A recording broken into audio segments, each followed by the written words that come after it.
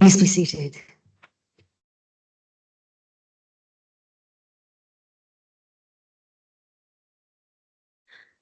I welcome you to this March meeting at Full Council at Tottenham Town Hall. This meeting is also recorded by the Council for subsequent broadcast via the Council's internet site. Please note this meeting may be filmed by anyone attending the meeting using any communication method. Although we ask members of the public recording, filming or reporting on the meeting not to include the public seating areas, members of the public attending the meeting should be aware that we cannot guarantee that you will not be filmed or recorded by others attending the meeting. By entering the meeting room and using the public seating area, you are consenting to being filmed and to the possible use of those images and sound recordings. As chair of this meeting, I have the discretion to terminate or suspend filming or recording if, in my opinion, continuation of the filming, recording or reporting would disrupt or prejudice the proceedings, infringe the rights of any individual, or may lead to the breach of a legal obligation by the Council. Before starting the items, please can the Democratic Services Officer confirm with our sound and audio engineer that there are no issues with the streaming of this meeting so far and it is available to the public. I wanted to set out some important health and safety information for attendees to note. There is a long-running and lately more heightened risk to health and safety of elected representatives. As a council, there is an overarching responsibility to ensure that councillors are able to carry out their duties and responsibilities in a safe environment and without any risk of harassment, intimidation or violence. Therefore, if any interruption is deemed as a risk to the health and safety of the attendees, security will immediately take reasonable action to eliminate the risk and remove the individual from the meeting room. There will be no risk taken to preserve the safety of attendees, and I ask that attendees note this information. If any issues arise, I will explain the procedures. Item 2, apologies for absence. I call on the Chief Executive. Madam Mayor, the following councillors have provided apologies. Councillor Grosskopf, Councillor Carlin, Councillor Elliott, Councillor Isaiah Godling, Councillor Da Costa, Councillor Lawton, Councillor Mahbub, and apologies for lateness from Councillor Stennett. Item 3, late items for urgent business. I call on the Chief Executive. Madam Mayor, I am asking you to agree the admission of the following late items of business that could not be available earlier and need to be dealt with at this meeting. Item 12, questions and written answers. The reasons for lateness is that the notice of questions is not requested until 10 clear days before the meeting, following which the matters raised have to be researched and replies prepared. Madam Mayor, can I please ask Mr. Gordon if he could speak louder, because we've got this behind us and I can't hear what you're saying. I will do. Talk up. Yeah, I will do. No problem. Item 12, the reason for lateness is that notice of questions is not requested until 10 clear days before the meeting, following which the matters raised here have to be researched and replies prepared to be given at the meeting. And item 13, motions. The amendments to motions are not requested until 10 a.m. on the day of the council meeting, and we have received an amendment to motion G and amendments to motion H, which have been published and distributed today in the tabled pack. I accept these as late items of business for the reasons outlined.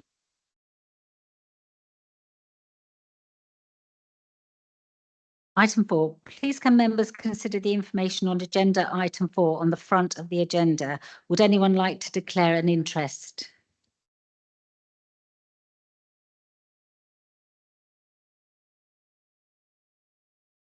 Item 5, minutes of the council meeting held on the 3rd of March 2025. I call on the Chief Executive.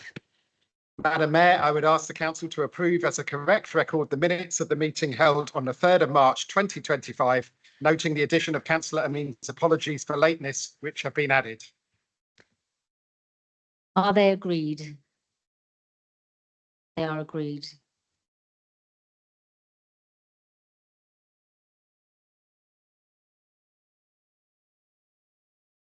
Item 6. I've emailed my communications prior to this meeting. Since we last met, I have had my eyes opened even more to the wonders of Haringey's communities. March is a wonderful month where many communities and religious organisations have significant events. I grew up in a lapsed Catholic household and have always appreciated the value of faith and enjoyed the idea of religious groups living peacefully side by side. In Haringey, we enjoy the satisfaction of living in a borough where different faiths and cultures can freely celebrate their traditions. In 1 week, I went to a Purim, a celebration of Mauritius independence with the Mauritius Hindu Association, an Islamic Cypriot Iftar, a Kurdish Nowruz event, and a Somali community Iftar. These marvellous events demonstrate the kindness, generosity, and beauty of community. We live in uncertain and uncontrollable times where people can easily be lost, but we have the hope of these intergenerational communities that create solid bases for our children and families. It can be no coincidence that so many peoples have chosen to mark the spring equinox in their own way. I attended the Albert Hall for the Haringey Schools Music Festival, which was the most impressive and joyous evening that showcased young musical talent and our teachers' utter dedication. It was an awesome and indelibly memorable event for the participants and audience. I would recommend other councillors attend if they can next year. Also in March, we had International Women's Day, and this year's theme being Accelerate Action, and the Council's Women's History Month. One of this year's highlights was the Joyce Butler Heritage Project launch at Bruce Castle to showcase her pioneering work as Haringey's first female MP. Joyce Butler, the National Women's MP, helped instigate the Sex Discrimination Act. She helped make cervical screening available on the NHS and campaigned for better health, housing, and workers' rights. She was fearless and ambitious in seeking to protect and promote women. Here and around the world, women still need protection and confidence that organisations and governments will keep them safe and treat them fairly. Item 7, I call on the Chief Executive. Madam Mayor, I have no matters to report. Item 8, I call on the Monitoring Officer. Madam Mayor, I have no matters to report. Item 9. We have 2 reports to consider as part of this item, a report from the Audit Committee and a report from the Standards Committee. I first call on Councillor Dogan to move his report, which provides an update on the Treasury management activities. Thank you, Madam Mayor. I would like to formally move the Treasury Management Strategy update to the full Council. Are there any questions on the report? Are the recommendations of the report set out at page 15 of the agenda pack agreed? They are agreed. I next invite Councillor Ali, Chair of Standards, to introduce his report with the recommendations on the Members' Allowance Scheme 2024 to 25 and changes to the Council Standing Orders and Procurement Standing Orders. Madam Mayor, I'd like to recommend the both items standing in my name on members' allowance for 24-25, as well as the change to the Procurement Act. Thank you. Are there any questions on the report? Are the recommendations of the report set out in the agenda pack at pages 34, 35, 36 and 39 agreed? They are agreed.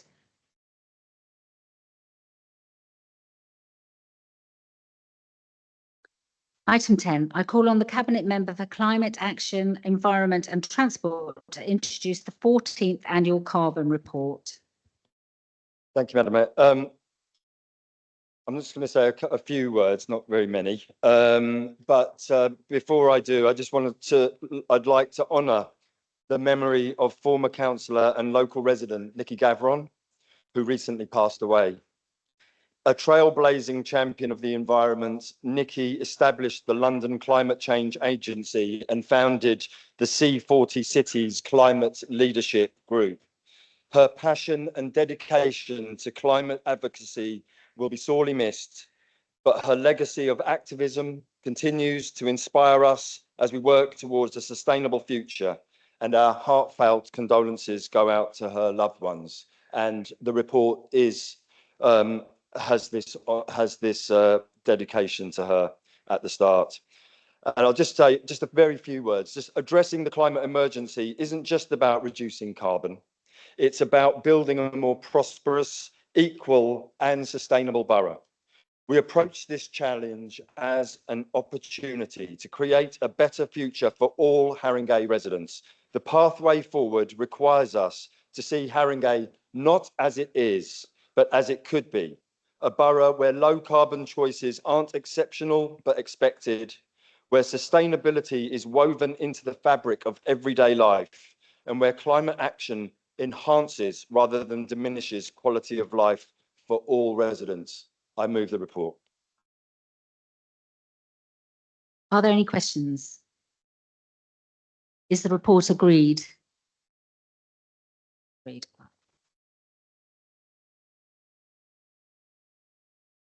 Item 11, we have not received any deputations or petitions to consider as part of this item.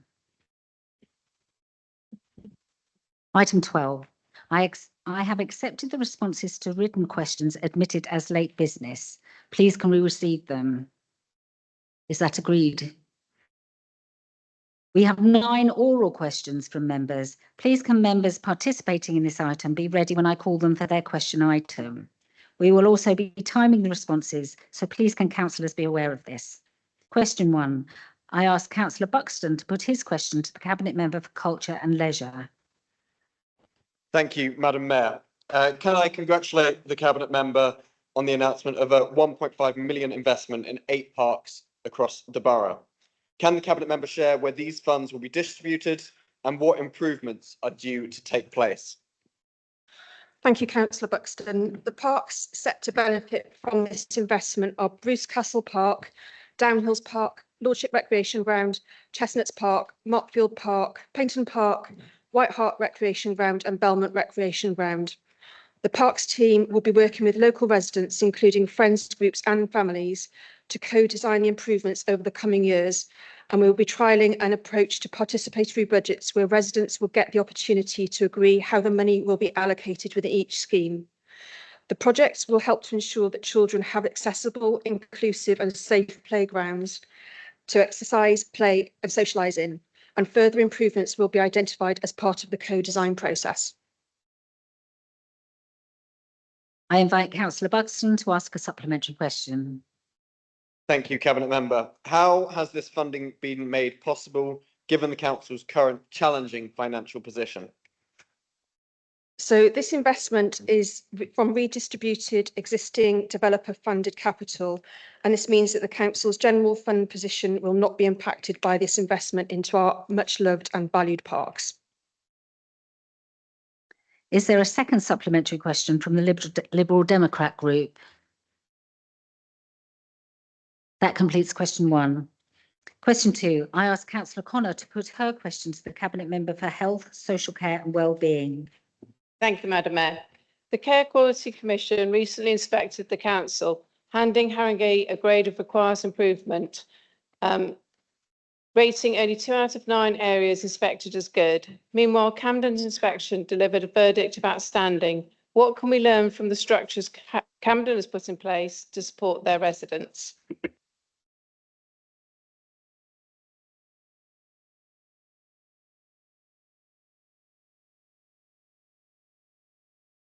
Thank you, Chair.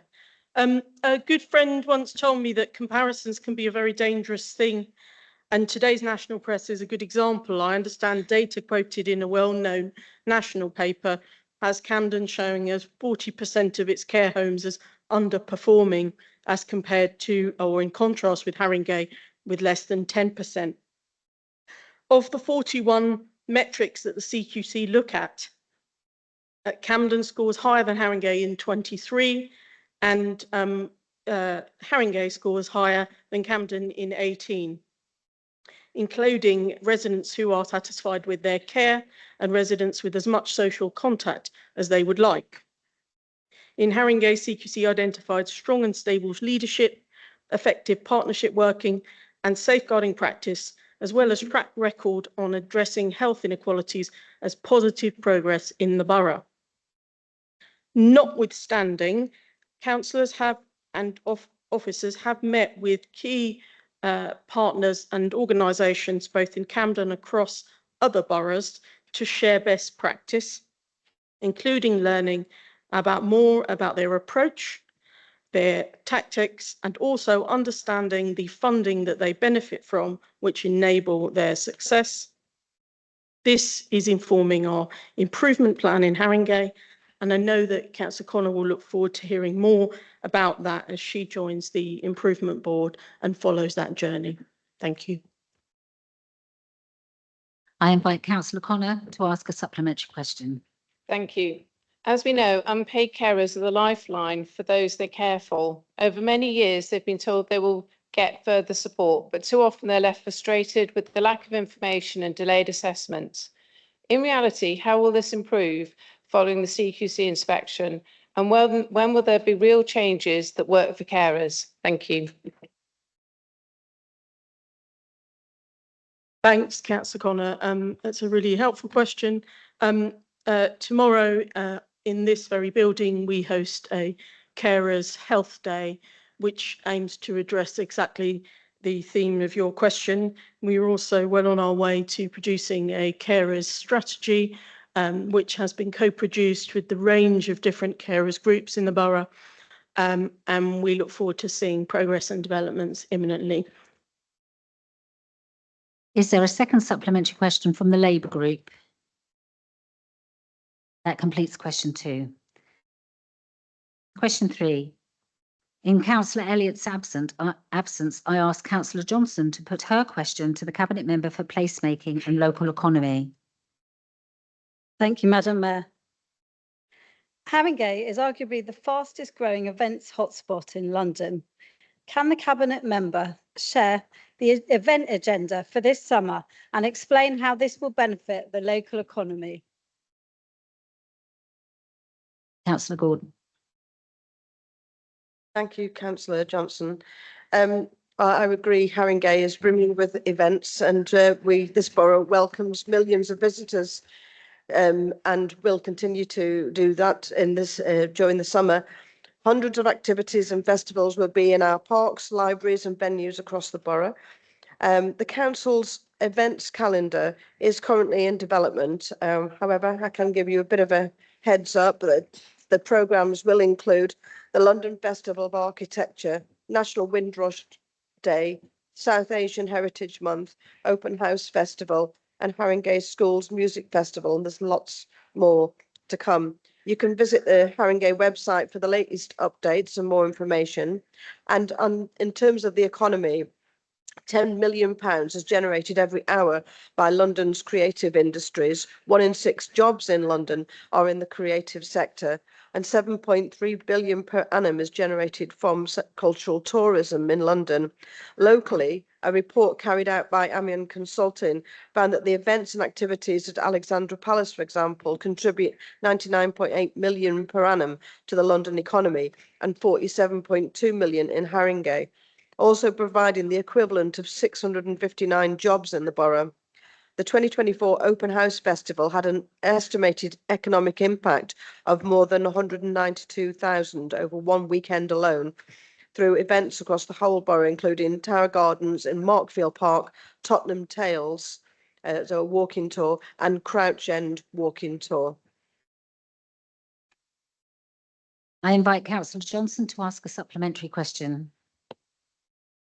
Thank you, Madam Mayor. Thank you, Councillor Gordon.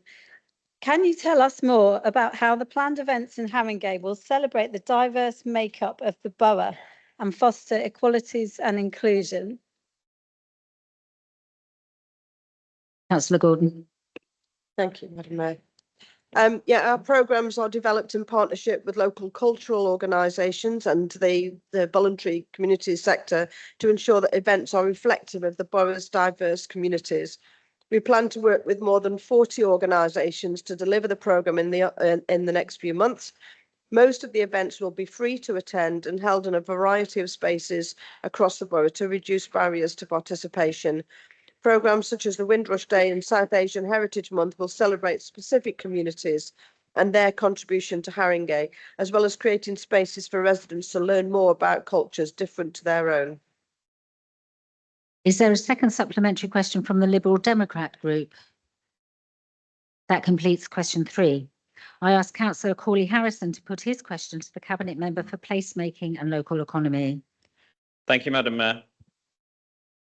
Nearly a decade ago, Haringey sold off Hornsey Town Hall to the Far East Consortium, FEC. Last month, FEC sold on the building to the Cayman Islands-based AMTD Group without having yet completed the community spaces they were supposed to be creating, and ahead of practical completion, which I believe is against the terms of their lease. They also appear to have split the head lease into the sale of 2 leases, one for the community spaces and another for the hotel, also potentially a breach of the lease. Given that the community spaces have not yet been built, is the council considering its legal position? Councillor Gordon. Thank you, Madam Mayor, and thank you, Councillor Corley Harrison, for your question. The council had 3 aims when it disposed of Hornsey Town Hall: to safeguard a heritage building, to secure affordable homes, and to provide a new community and cultural space for the borough. We are pleased that the town hall has been removed from the English Heritage at Risk register following the refurbishment. New council homes on this site took our total to more than 700 completed homes in the council house building programme. But I do share the frustrations that it's taken far too long to bring forward proposals for the Arts Centre. FEC are not able to sell the building until they have secured practical completion of the works, which they have not yet achieved. When they have done, what they have done is to enter into a strategic partnership with AMTD, who have a background in the entertainment sector. The leader of the council, myself and Councillor Arkell, this week will be meeting with the global chair of FEC to discuss this new arrangement and to press them for more definitive and deliverable timeline. A detailed briefing will be provided to ward councillors after this meeting has taken place. Our position remains that whoever controls the site will be expected to live up to the commitments made to the community to restore the cultural and community use to the town hall. I invite Councillor Corley Harrison to ask a supplementary question. Thank you for that response. When the purchase was completed, FEC provided a viability assessment as part of the planning application, which led to the 11 social homes that are on the site and 146 private homes. As part of that viability assessment, they forecasted that the future value of the site would be 23.5 million, whereas the reported sale has been 47 million to the AMTD Group.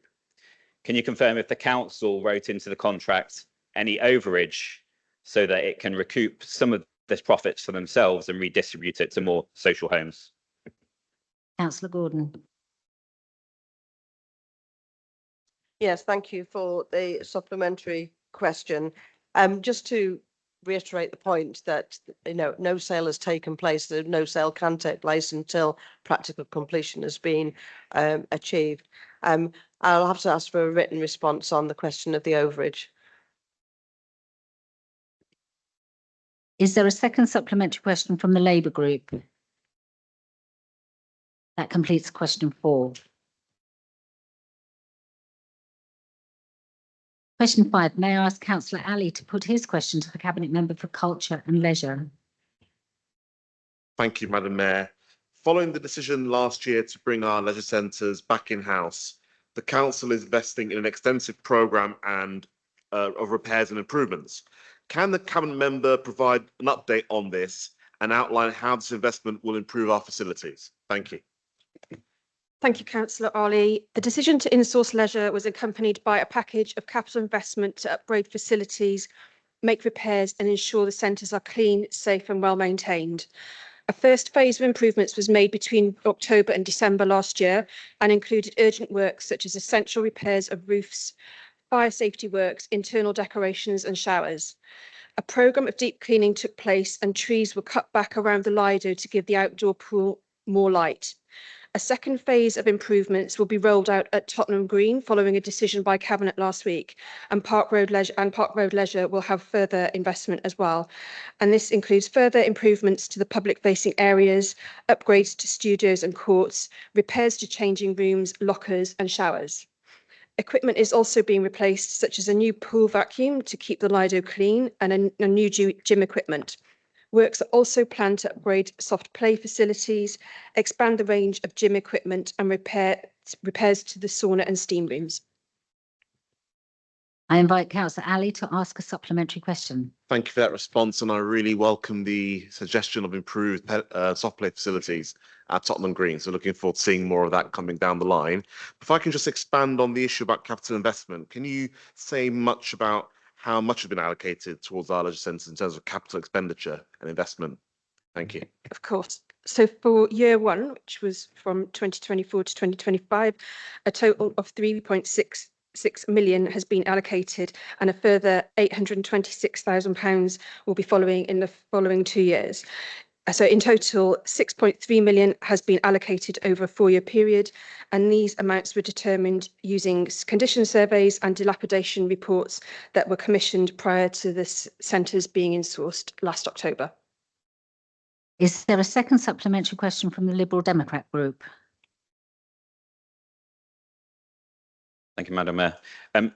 Councillor Arkell, I believe a small number of residents are still chasing refunds that they're owed from either Fusion or Haringey Council, or a combination of both, depending on obviously whether it was before or after the transfer. Can you confirm what work Council is doing to ensure that they get their money back?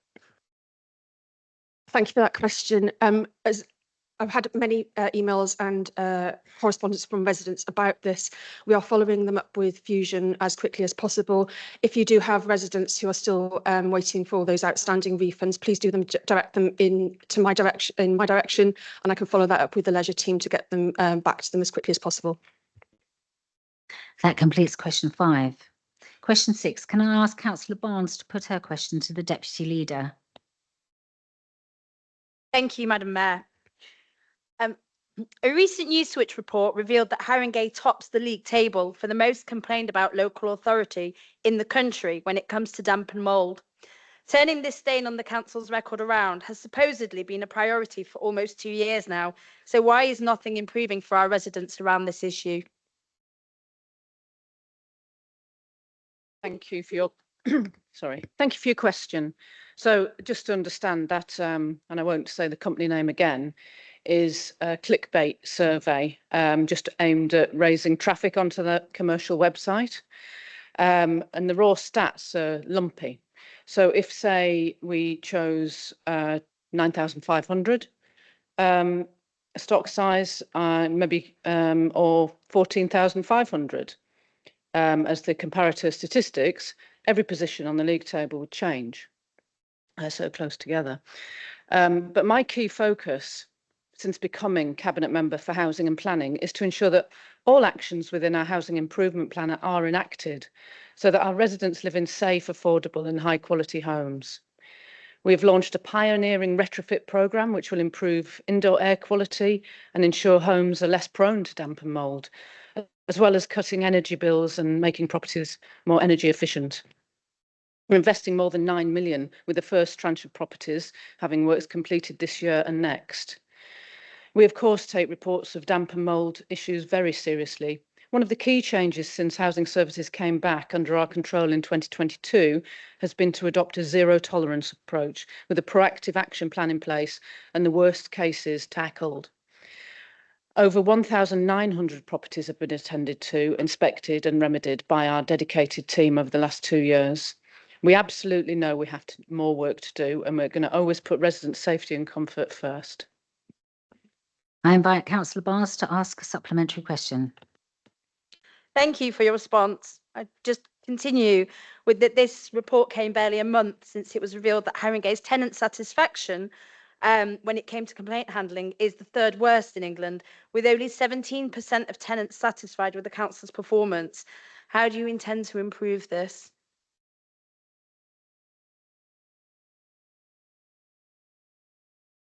Every single complaint is one complaint too many, and we really have to do more to address those and make sure they're closed down in a timely way as they should be. Is there a second supplementary question from the Labour group? That completes question 5. Question 7. Can I ask Councillor Moyer to put his question to the Deputy Leader? This is in the absence of the Cabinet Member for Finance and Corporate Services. Thank you, Madam Mayor. The council recently announced a budget that made significant investments in our residents and communities, despite a huge reduction in our core funding over the past 14 years. Can the Cabinet member explain how the council has engaged with the government on a fair funding model for local government? Thank you. We are making a really strong case for fair funding reform to government, publicly and privately.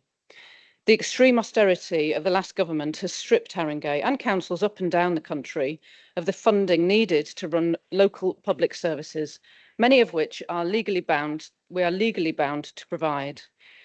We receive £143 million a year less than we did under the last Labour government in 2010 in real terms.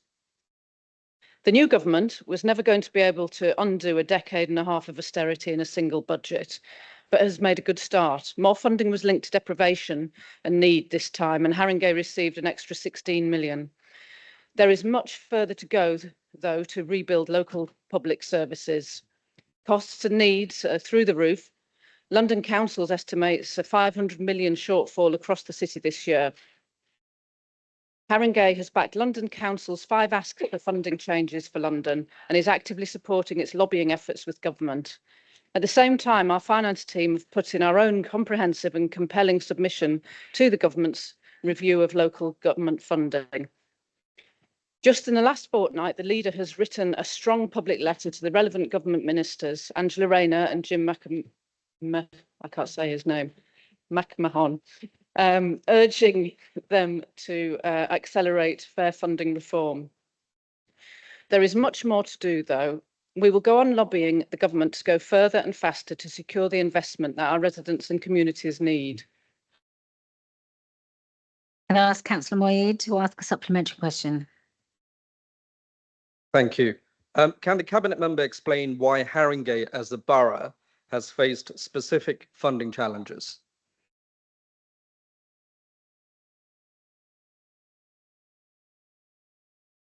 Councils across the country are facing major funding issues after austerity, but Haringey faces a particular set of challenges. With our ageing population, high deprivation, high housing costs, high levels of homelessness and need of temporary accommodation, high and complex social care needs, and high levels of mental health need, to name just a few key issues. At the same time, we have lower than average council tax base, and the outdated 1960s classification of London treat Haringey as an outer borough, even though we very much have inner city challenges. It means we have less funding despite having to provide for greater need. This is why we need reforms at the national level and why we're pushing so hard on fair funding, as we're going to hear later in the agenda. There are things we can and are doing locally, though, on housing. Haringey has one of the biggest council house building programmes in London to deliver affordable homes to local residents. But we want to go further. Haringey has one of the best street programmes in London too. Is there a second supplementary question from the Liberal Democrat group? That completes question 7. Can I ask Councillor Mark Blake to put his question to the Deputy Leader? This is in the absence of the Cabinet Member for Finance and Corporate Services. Thank you, Madam Chair. Haringey Council voted to accept the budget for 2025 to 26 at its budget setting meeting on the 3rd of March. Residents at a local meeting of the Friends of Alexandra Park Library have questioned A, libraries' opening hours were decided on the numbers attending libraries. There appear to be inaccuracies in this data. B, the duty to charge leaseholders on a break-even basis appears to be inaccurate figures being used and high leasehold charges for some residents. And C, void levels are not being reduced at the anticipated rate, resulting in increased costs unidentified. In light of these concerns, would the Cabinet Member confirm that Cabinet Member colleagues will publish information responding to these issues? Councillor Williams. I'm not quite sure how 3 questions got through their processes here. Just to say that budget was 24-25, not 25-26. So the A question, the rationale and data behind the decision to change the library open hours have already been published and are set out in in detail in the needs assessment. EQIA consultation report and main body of the Cabinet report published in December 24. The basis for the changed hours agreed by Cabinet was more complex and nuanced than purely looking at the footfall data, and took into account socioeconomic needs, equalities issues, and we are aware that Friends of Alexandra Park are disappointed in the hours agreed for this library, but this does not undermine the overall decision. On the next question, leaseholders pay the actual cost for the services they receive. Each leaseholder's service charge bill will vary on the actual service they receive and as determined by their individual lease agreement. Leaseholders can challenge the service charge bill if they believe the costs have not been reasonably incurred or the service not provided, and there is a provision that allows leaseholders to dispute their service charge formally with the council or via the first tier tribunal if they believe the actual cost incurred is inaccurate. And to your third question, the housing services manages over 15,000 properties. We will always have a level of void in the management of our stock portfolio. And in 24-25, we got 563 new voids and 385 properties were made available to relet. The service has made significant progress in clearing the backlog of voids pre-2023 and working towards having a void level at no more than 1% of our stock size. The service has appointed additional contractors to support the direct labour organisation in the management of void repair works. I invite Councillor Mark Blake to ask a supplementary question. Yeah, thank you, Madam Chair. Will the Cabinet Member for Responsibility for Libraries agree to a meeting with the Friends of Alexandra Library? Yep, that's absolutely fine. That completes question 8. Oh, is there a second supplementary question from the Labour Group? No, that completes question 8. Question 9, can I ask Councillor Bartlett to put her question to the Cabinet Member for Children, Schools and Families? Thank you. Haringey schools are the pride of the borough with 98% rated good or outstanding. Can the Cabinet Member explain what investment the Council has made in our SEND and alternate provision services and what outcome this has delivered? Thank you for the question. It's always good to talk about the success of our SEND provision. So thanks for the opportunity. We spend around 68 million on SEND, which comes out of the high needs block, and an additional 12 million capital. And of course, we're involved in the safety valve programme. And as part of that, we're delivering 18 projects across 3 work streams: demand management, commissioning and sufficiency, and culture and governance. These projects include early intervention to support children with speech, language and communication difficulties.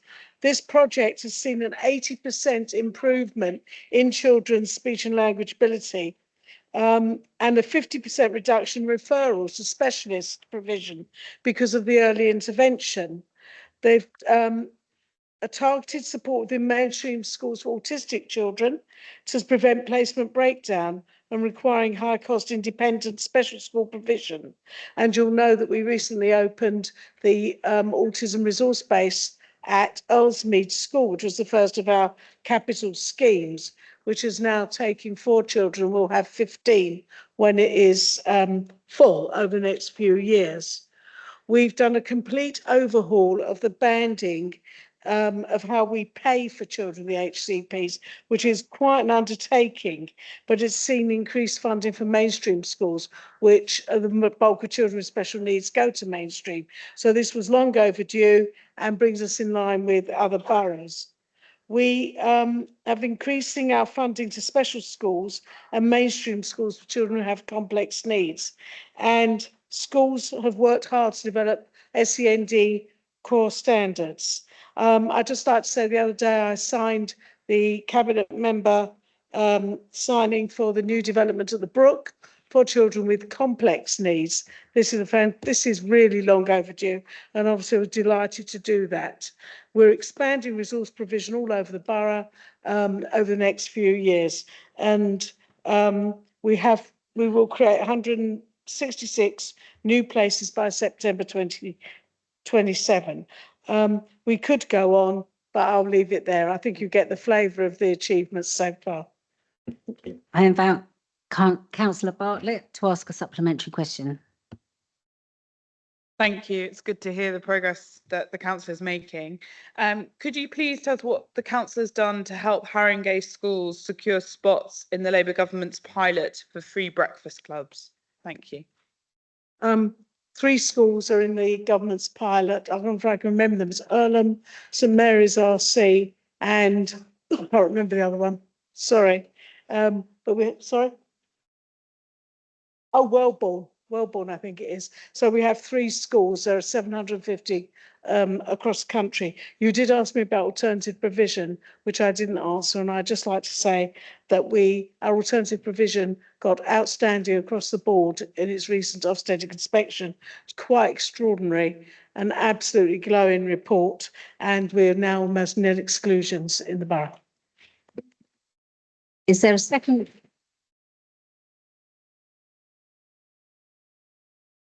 Is there a second supplementary question from the Liberal Democrat group?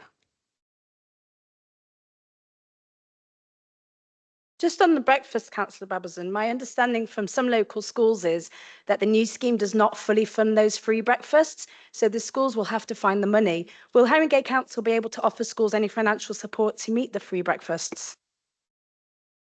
First of all, we don't know that that's the case because it hasn't started yet.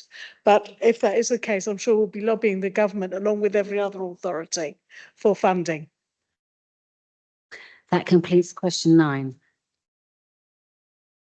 Item 13. Firstly, I will ask Councillor Collette to propose her motion, which is motion G, on investment funds held by Haringey Council. Point of order. I question whether the amendment proposed by my former comrades is valid under Council Procedural Point 15.8 and that it negates the meaning of the original motion. There is only a few words remaining of the original motion as proposed by the Independent Socialist Group. This is a wrecking amendment and I call on the Mayor to seek advice on this matter. Thank you. I call on the monitoring officer. Madam Mayor, my advice is that it does not negate the original motion. Thank you.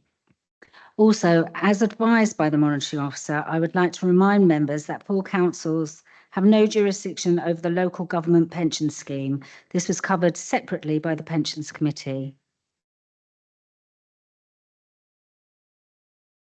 With the ceasefire in January, we saw the release of Israeli hostages and Palestinians held in Israeli prisons, and we held our breath. Councillor Collette, the subject is on money, not on world conflict. But before the end of stage 1 on the 17th of March, bombing by Israeli forces killed over 450, with more than 183 of which were children as they slept in their beds. Councillor Collette, this speech is addressing an international matter and not in accordance with procedure 9.4. Councillor Collette, this is your first warning. Could you do your motion on the motion that you suggested, please? It becomes more urgent with every passing day. Local government pension scheme funds please sit down. Billions in companies complicit in the violation of Palestinian human rights.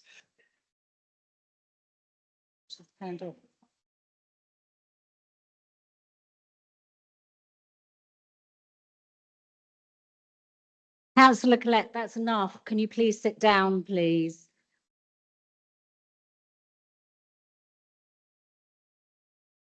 Councillor Mason, can you second the motion, please?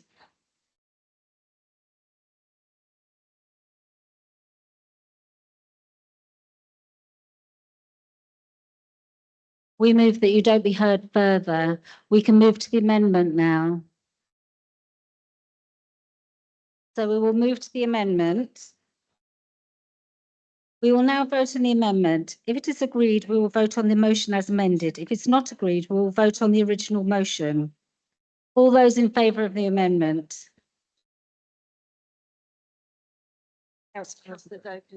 Okay. So I've received an amendment in accordance with council standing orders. I call on councillor Dogan to move the amendment.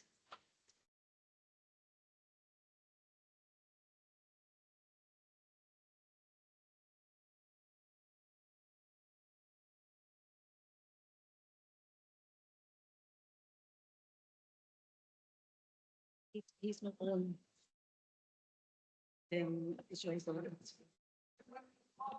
It's frozen. Sorry, we have technical problems.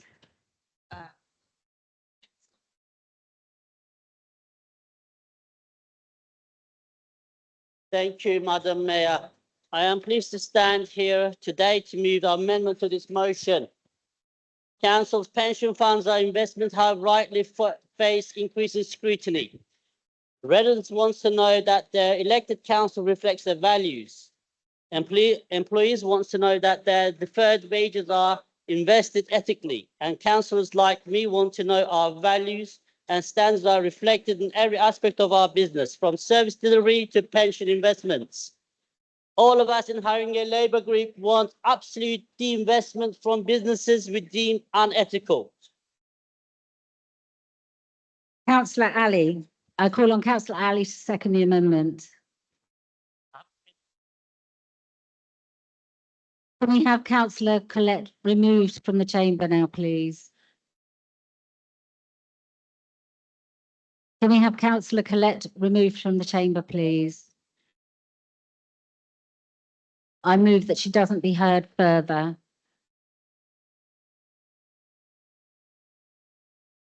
Councillor Collette, please leave the chamber. I would also refer you to the Code of Conduct and paragraph 3.1 and 3.2, that you mistreat others with respect and must not do anything which may cause your authority to breach any of its equality duties. I would ask that you stop your speech now and reflect on the diversity of councillors and attendees in this room and the implications of this speech. A balance must be struck between the right of individuals to express points of along with the rights of others to be protected from hatred and discrimination, and your speech is at risk of crossing this boundary. Please leave the chamber. Please leave the chamber.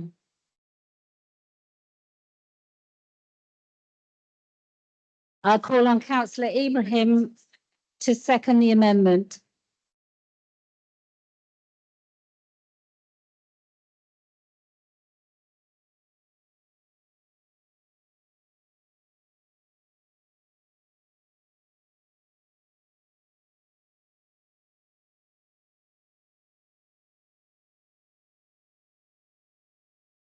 Yeah, that's what we just need council.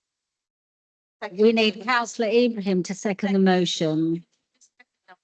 Councillor Ibrahim, can you second the motion?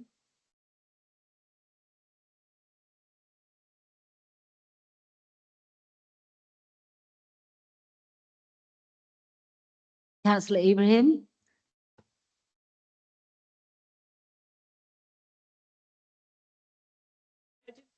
That the amendment had been proposed. Sorry, Yes, apologies for the noise. So, okay, thank you. So I'm seconding the amendment because I think it's really important that the council does all that it can to avoid investing the funds we manage in companies that facilitate human rights abuses. In particular, the arms trade, tech companies and financial institutions who facilitate these companies and these breaches. I'm confident in the PCB's commitment to develop a responsible investment policy. This is a commitment we should all support, and I urge you to support the amendment. They are tasked with the guardianship of the deferred wages of pension scheme members over decades and want to ensure that those funds do not facilitate breaches in international law and do not support unethical practices anywhere in the world. Thank you. Thank you. I have not received notice of councillors wanting to speak in accordance with Council Standing Orders 15.7. We will now vote on the amendment. If it is agreed, we will vote on the motion as amended. If it is not agreed, we will vote on the original motion. All those in favour of the amendment? All those opposed to the amendment? All those abstaining? The amendment to the motion is carried. We will now vote on the motion as amended. All those in favour? All those opposed? All those abstaining? The motion as amended is agreed. We now reach motion H. I now call on Councillor Williams to propose her motion on fair funding for local government.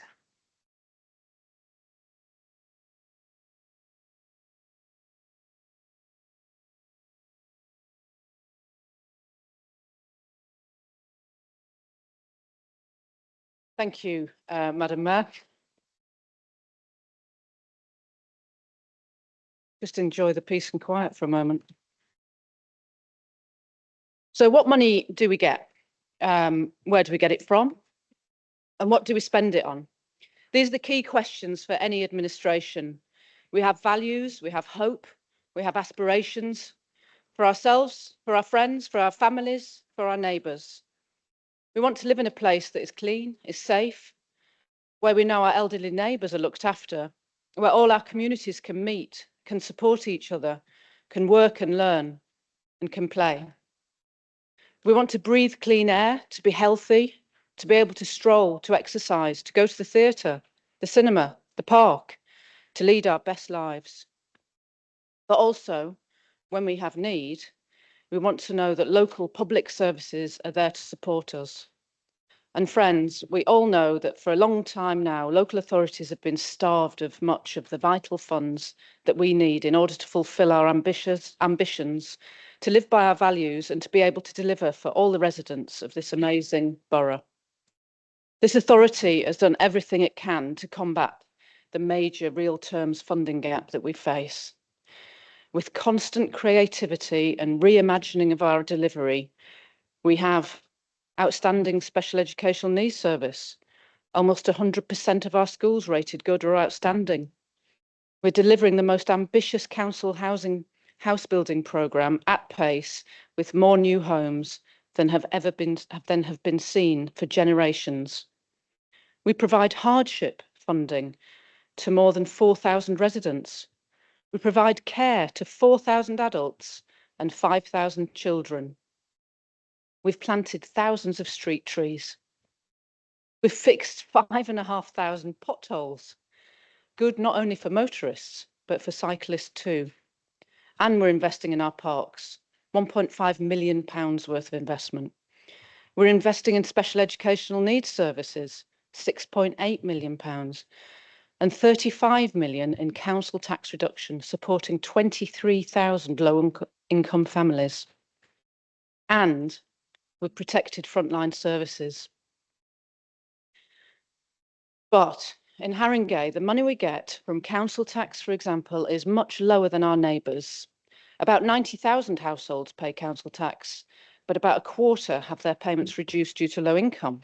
If you compare that to, say, Islington, they have 120,000 council taxpayers and less than 10% eligible for reduced payments. And we have an acuity of need for our care services, which isn't always recognised in the way that the government allocates money. Our care services overspend. Why? Because there are more and more adults and children that need care and support. Care and support is expensive, and our budgets really struggle to cope. The housing crisis, fuelled by successive governments' inability to control the private rented market and the catastrophic right to buy, particularly compounded by government inactions, thwarting councils in replacing lost affordable homes, the majority of which are now in the hands of private landlords charging exorbitant rents. This crisis is causing a whopping 278% increase in spending on temporary accommodation and causing many, many families to live in precarious, insecure circumstances. But already our new Labour government has recognised the immense housing need and has allocated grant funding for us to require homes at pace, to get more families into safe and secure homes, whilst we also deliver on incredible council house building pledge. If you haven't heard it before, we're building at least 3,000 new homes by 2031. And with, drum roll please, 700 and new figure today, 15 already completed, 715 Haringey families in brand new homes. Thank you. But we must and will continue to push this new Labour government to properly allocate funds, to use up-to-date information to inform their formulae and to continue their dialogue with us to help us better serve our residents while doing all we can to balance the books. Please support this motion. I call on Councillor White to second the motion. Thank you, Madam Mayor. I'm happy to be seconding this motion tonight because reaching an adequate and equitable funding settlement for local government is an urgent priority. Haringey, like councils across the country, is facing a triple financial crisis due to the ever-increasing demand the cost of adult social care, children's care and temporary accommodation for homeless families. Decades of public policy failure have led to this situation. The right to buy policy introduced by the Tory government in the 80s and the failure to allow us to replenish the housing stocks has resulted in a desperate lack of social housing for those in need, meaning we need to rely on private landlords to house those families with children who are thrown out of their homes by landlords. Landlords who, as they see it, are merely asserting their right to use their property, otherwise known as our residents' homes, as they wish. Privatisation of adults and children's social care means that councils are at the mercy of the prices set for these services by the companies that own them. These services now account for the overwhelming majority of our revenue budget, and much of this money, our residents' council tax, ends up spirited off overseas to the private equity funds, pension funds, hedge funds, etc., that are often the ultimate owners of these care providers. And the cuts to local government funding begun in 2010 by the Tory Lib Dem coalition have led to the increasing impoverishment of a large part of this country's population, with a particularly severe impact on boroughs like Haringey with areas of high deprivation. 15 years of inadequate funding, plus the effects of COVID and the inflation stemming from the Tories' disastrous 2022 mini-budget have pushed up demand for our services and the costs of meeting that demand so high that we're now struggling to balance our budget without using exceptional financial support. This is not sustainable. So I fully support the motion's call for fairer distribution of funding which reflects the needs of our residents, and I also support the point made by the leader in a letter to the Deputy Prime Minister and the Minister of State for Local Government that overall funding for local government nationwide is insufficient.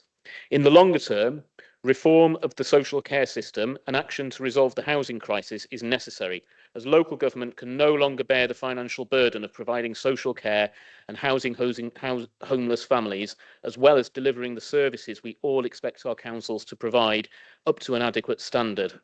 In the meantime, while we wait for these solutions, Haringey, like all local authorities, needs a funding settlement that meets the needs of our residents so we can continue to deliver exceptional circumstances across schools, SEND, parks, house building, etc., while the opposition carp from the sidelines. Please support the motion.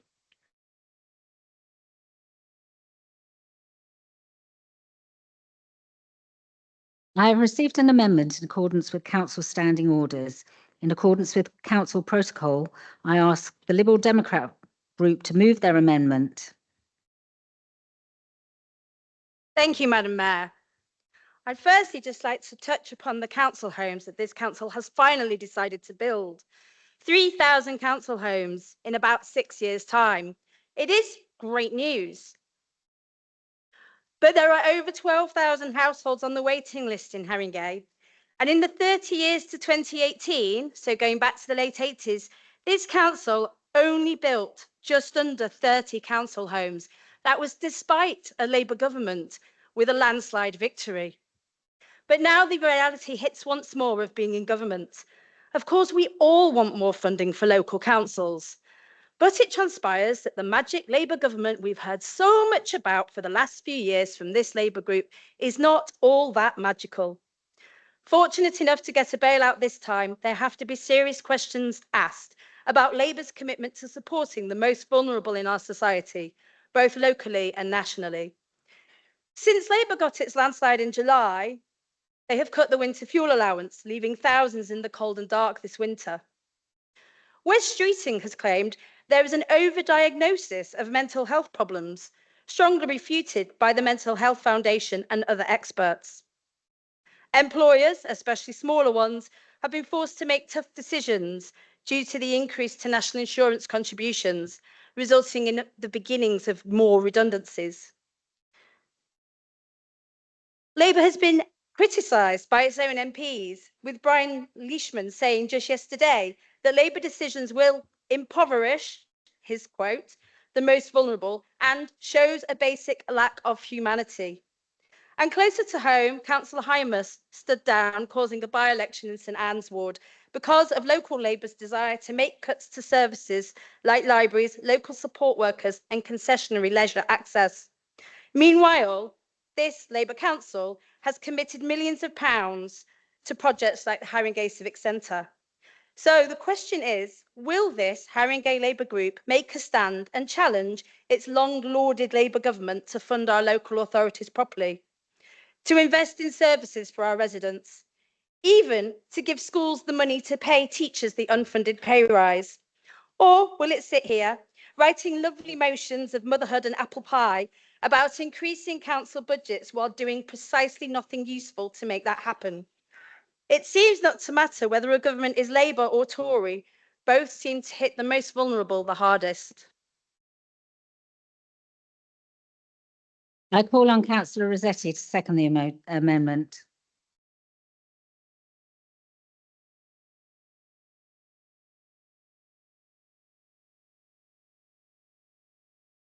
Thank you, Madam Mayor.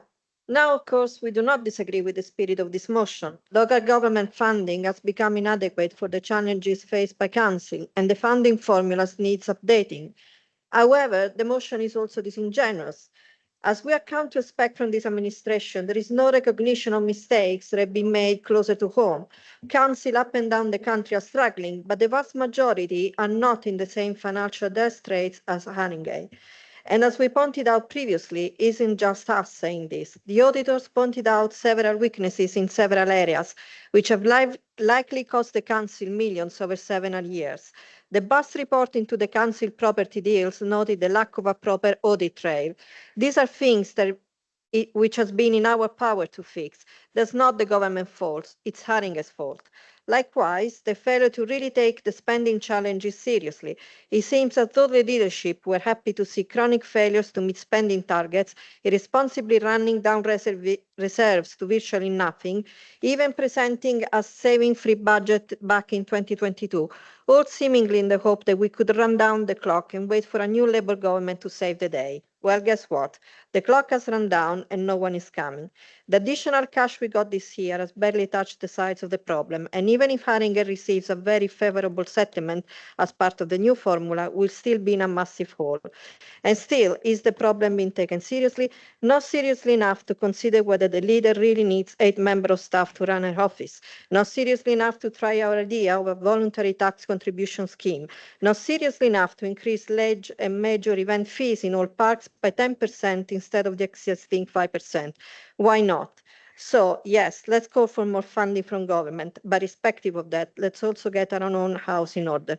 Please support our amendments. Thank you. In accordance with Council Standing Orders 15.1, I have received notifications of Councillor O'Donovan and Councillor Barbara Brake speaking. I call on Councillor O'Donovan. Maragut, Concorda. It's my pleasure today to support this motion, which is a strong, targeted and timely demand for fair funding. It details how our responsibilities have grown through years of chronic underfunding, but also details the incredible outcomes that have been achieved. Every day I see officers, managers and directors in every service tirelessly carrying out exceptional work, but sometimes they need exceptional support. And it was right that we agreed to access additional financial support if necessary. I've seen the difference that speedy and tailored support can make to well-being, independence and quality of life. Community-based support from voluntary organisations, carers, family and friends is also so vital. We've all seen the work they do on our wards and we all value them. They are the citizens' army, working with the council and the health service to build resilience to empowerment. Addressing immediate needs is vital, but so is investing in the long-term strategies that addresses the wider determinants that affect health, mental well-being and vulnerability to exploitation, making a real difference to people's lives.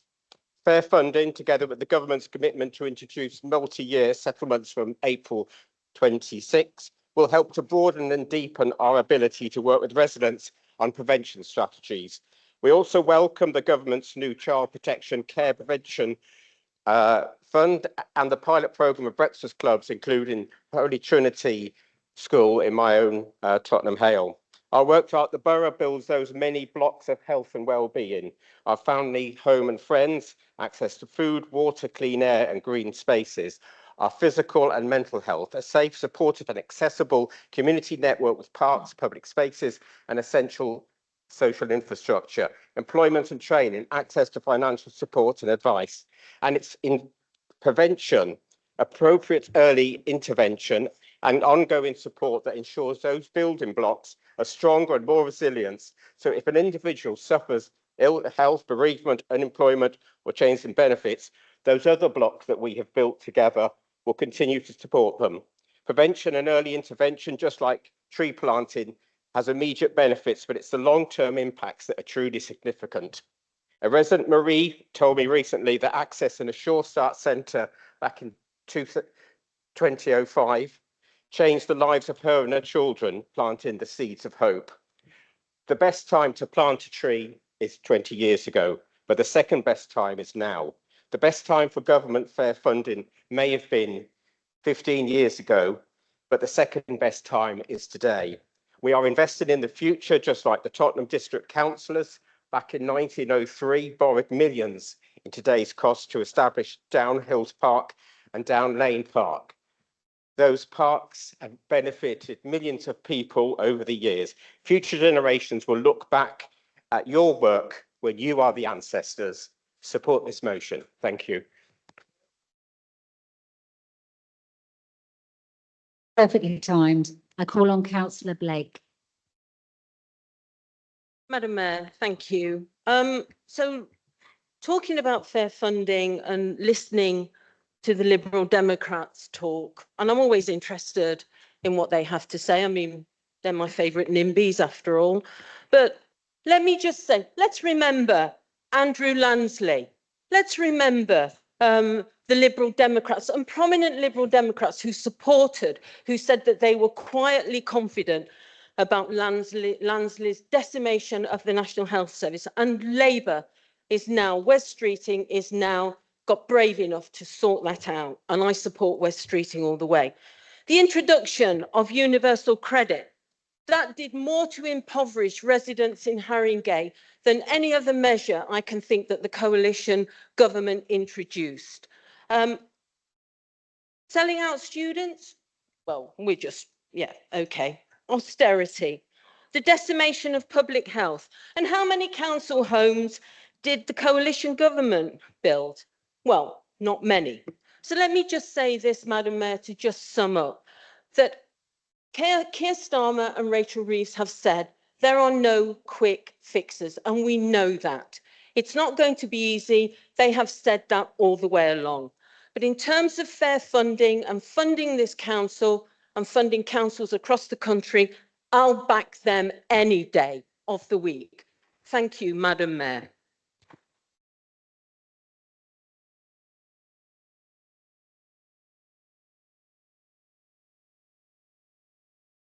So we had received a second amendment from the IS group, but we can't accept that now because they've now left the room.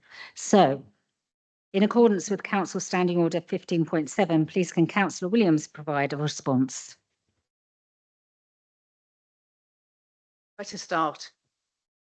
I think maybe there's one thing we can all agree on tonight is the need for a decent civic centre to hold our meetings in.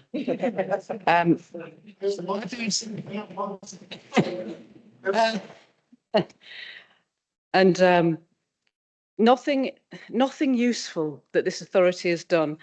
I think I should just turn my pages over and go back to the useful things we do day in, day out. And I'm sorry if you get annoyed by that, but providing outstanding special educational needs is very important to a very great number of residents in this borough.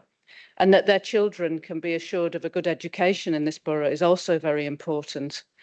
And for those 715 families that have already moved into their new homes and are delighted with them, especially those who have got homes through our bespoke home programme, those with disabilities who need special adaptations which cannot be got in the normal council housing that we have, that hardship funds more than 4,000 residents, plug in the gaps for more than 4,000 residents, caring for 4,000 adults and 5,000 children.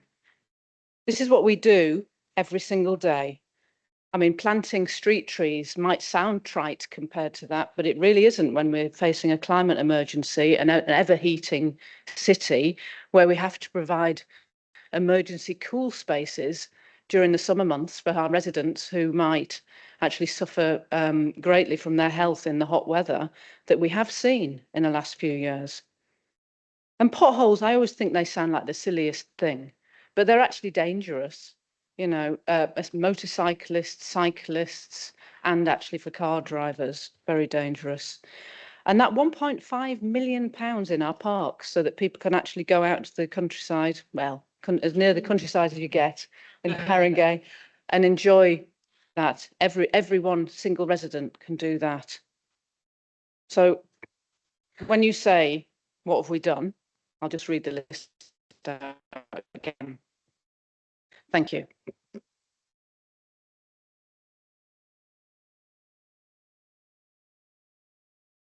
We will now vote on the amendment from the Liberal Democrat Group, which is set out at pages 17 to 20 of the supplementary agenda pack. All those in favour of the Liberal Democrat amendment set out at pages 17 to 20 of the supplementary pack, and all those opposed, all those abstaining, the amendment falls. We will now vote on the original motion. All those in favour? All those opposed? All those abstaining? The original motion is agreed, and that concludes this extra eventful meeting. Thank you.